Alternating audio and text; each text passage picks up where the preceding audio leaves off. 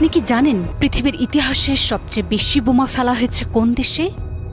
এটা ভিয়েতনাম নয়, গাজা নয়, এটা আফগানিস্তান বা ইরাকও নয়। এই দেশটির নাম লাওস। 9 বছরে প্রতি 8 মিনিটে একটি করে বোমা ফেলা হয়েছে এই দেশে। সব মিলিয়ে 20 লক্ষ টনেরও বেশি বোমা। সবচেয়ে আশ্চর্যের বিষয়, দেশটি কোনো দেশের সাথে যুদ্ধে না জড়িয়েই এই ভয়াবহ রেকর্ড ধারণ করেছে। চলুন বিশ্বের ইতিহাসে সবচেয়ে বেশি বোমা বর্ষিত এই দেশের গল্পই আজ জানি।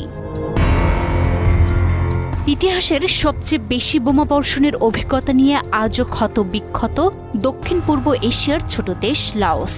9 বছর মাত্র 8 মিনিটের ব্যবধানে আকাশ ফুঁড়ে নামত আগুন।